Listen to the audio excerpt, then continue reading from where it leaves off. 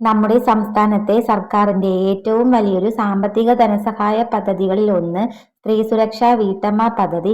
നിലവിൽ 2025 സർക്കാർ പ്രാബല്യത്തിൽ കൊണ്ടുവന്ന പദ്ധതി 2026 ഫെബ്രുവരി മാസം മുതൽ അതിന്റെ തുക വിതരണവും ആരംഭിച്ചു. ഇതിൽ 2 ഗഡുക്കൾ കഴിഞ്ഞ പ്രാവശ്യം വിതരണം ചെയ്തിട്ടുണ്ട്. അതായത് ഫെബ്രുവരി മാർച്ച് മാസങ്ങളിൽ. ഏപ്രിൽ മാസത്തിലെ വിതരണം നിലവിൽ ഈ ആഴ്ചയോടെ ആരംഭിക്കും എന്നാണ് സർക്കാരിന്റെ ഭാഗത്തു നിന്നും അറിയിപ്പുകൾ വന്നിട്ടുള്ളത്. അതായത് 13-ാം തീയതി മുതൽ വിതരണ കാര്യങ്ങൾക്ക് സർക്കാർ തുടക്കം കുറിക്കും. ഏപ്രിൽ മാസത്തെ തുക വിതരണം ചെയ്യുന്നതിനാവശ്യമായിട്ടുള്ള എല്ലാ കാര്യങ്ങളും പൂർത്തിയായതായിട്ടാണ് നിലവിൽ അറിയിപ്പ് വന്നിട്ടുള്ളത്.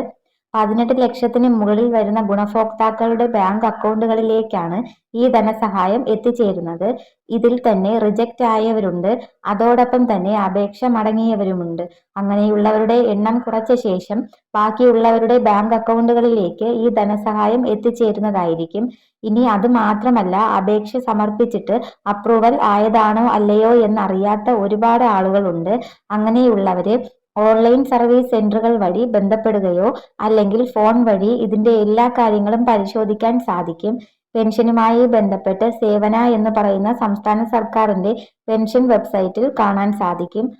നമുക്ക് ലഭിച്ചിട്ടുള്ള പെൻഷനർ ഐഡിയോ അല്ലെങ്കിൽ ആധാർ നമ്പറോ ആപ്ലിക്കേഷൻ നമ്പറോ ഉപയോഗിച്ച് സ്റ്റാറ്റസ് ചെക്ക് ചെയ്യാനായിട്ട് സാധിക്കും. നിലവിൽ എത്ര ഗഡുക്കൾ ലഭ്യമായിട്ടുണ്ട് എന്ന് ഇവിടെ കാണാൻ സാധിക്കും. അത് ക്രെഡിറ്റ് ആയ ബാങ്ക് അക്കൗണ്ട് വിശദാംശങ്ങൾ ഉൾപ്പെടെ കാണാൻ സാധിക്കും. നമ്മുടെ പേഴ്സണൽ ഇൻഫർമേഷനും കാണാൻ സാധിക്കും. അപ്രൂവൽ ആകാത്തവര് ഡോക്യുമെന്റൊക്കെ ക്ലിയർ ചെയ്ത് റീസബ്മിറ്റ് ചെയ്യുകയും വേണം. മറ്റൊരു പ്രധാനപ്പെട്ട അറിയിപ്പ്, സംസ്ഥാന സർക്കാർ മന്ത്രിസഭയിൽ അംഗീകാരം നൽകുകയും സർക്കാർ ഉത്തരവിലൂടെ നടപ്പിലാക്കി വന്ന പുതിയൊരു പെൻഷൻ പദ്ധതിയാണ്. അതുകൊണ്ട് തന്നെ ഇത് ഗവൺമെന്റ് അധികാരത്തിൽ വന്നെങ്കിലും ഈ പദ്ധതി തുടരുക തന്നെ ചെയ്യും. അതുമാത്രമല്ല, വലിയൊരു തുക തന്നെ ഈ ഒരു പദ്ധതിയുടെ രൂപീകരണത്തിനും നടത്തിപ്പിനും വേണ്ടി ചിലവായിട്ടുണ്ട്. അതുകൊണ്ട് തന്നെ ഈ ഒരു പദ്ധതി നിർത്തലാക്കുകയില്ല. ഒരു പക്ഷേ തുക 2000 രൂപയായിട്ട് വർദ്ധിപ്പിക്കുകയാവും. ഈ രീതിയിൽ വിപുലീകരണങ്ങൾക്ക് സാധ്യമാണ്. പദ്ധതി നിർത്തുന്നില്ല, പകരം കൂടുതൽ ഭേദഗതിയോട് നടപ്പിലാക്കാനാണ് സാധ്യത.